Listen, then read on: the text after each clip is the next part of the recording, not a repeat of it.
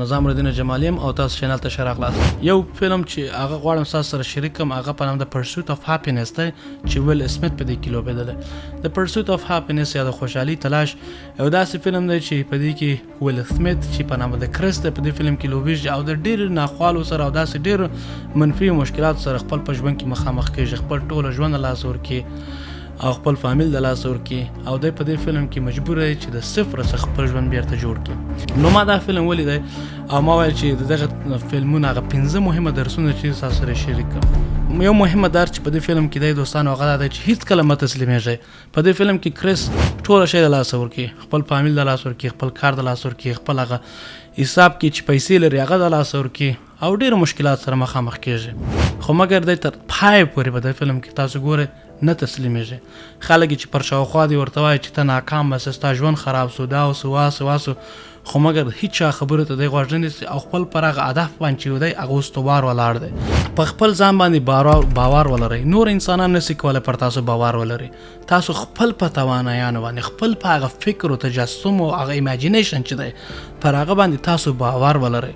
که تاسو غواړئ چې مثلا په دې فلم کې کرس ته غواړي چې سټاک بروکر سي نه دی د صفر څخه غواړي خپل رشته هم بدلاله کړي او غواړي چې سټاک بروکر سي او دا لارې خپل ژوند بیرته په پښو ودري. تر پای پورې د خپل پر ځان باندې دغه باور لري او پر دغه باندې تلاش کوي چې ځان بیرته سټاک بروکر کړي او خپل په ژوند کې هغه مثبت بدلون چې دی راوړي.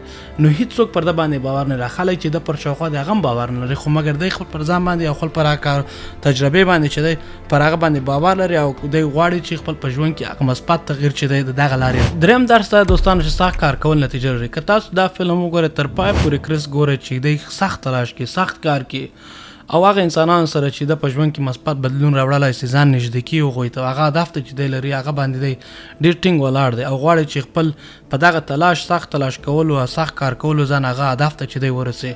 که تاسو وګورئ په افغانستان کې داسې نورو ځایونو کې بعضې انسانان شته بعضې فامیلونه شاید تاسو وپېژنئ که پېژنئ حتما په کامنټ کې ولیکئ چې دوی په ژوند کې د ډېرو ناخوالو او منفي مشکلات سره مخامخ دي خو مګر یا درس وایي یا یو کاروبار لري یا یو رشتې کې کار کوي تر پای پورې نه تسلیمېږي، تر پای پورې سخت کار کوي چې ځان هغه ځای ته رسي.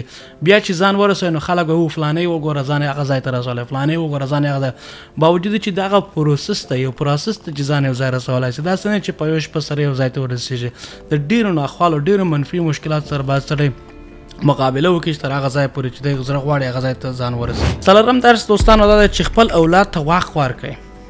په دې فلم کې کرس باوجود دی چې میرمن ځینې سیوا سوی ده یو اولاد ورسره پاتې سوی خو تر پای پورې د زوی ورسره دی او خپل هغه تجارب چې د سره یو رقم شریکي او هغه مثبت جنبه د ژوند چې د هغه کوشش کوي خپل زوی ته شریک کړي او دا ورته وښیي چې ژوند همیشه تلاش کې په تلاش کې انسان یو شی لاسته راوړلی سي او خپل زوی ته دا وایي چې انسانان یو شی لاسته نسي راوړلی هغه تا ته تم نسي دا کار کولی خو دا خبره غلطه ده. یو څوک یو کار نسي کولی په دې معنا ده چې ته نسي کولی. که تاسو کوشش وکړئ حتما هغه شی لاسته راوړلی سئ.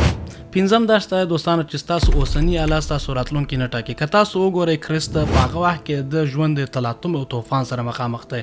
خپل دوستان د لاسه ورکړي، خپل کار د لاسه ورکړي، خپل میرمن د لاسه ورکړي، فامیل یې بیخي پاشېدلی په سب سټیشن یا په د ترین په سټیشن کې دی ویدېږي او مشکلات سره ډېر لوی مشکلات سره مخامخ دی خو مګر د هغه هدف په اساس چې دی لري هدف چې لري دی غواړي چې هغه اوسني هغه حالت چې دی لري هغه حالت پاتې نسي او راتلونکي دی یو مثبت ژوند ولري. نو په دغه خاطر دی تر اخره پورې تلاش کوي چې یو بروکر سي او په اخر کې دی هغه خپل هدف ته چې دی هغه ته هم رسېږي. دا خبره ما په دې خاطر وکړه دوستان چې اکثریت وخت په افغانستان کې چې دوستان لرو موږ په مختلفو رشتو کې درس ولای بخصوص یو رشته چې تاسو ته غواړم هغه یاده کړم دا د کمپیوټر ساینس او سافټویر انجینرینګ برخه ده.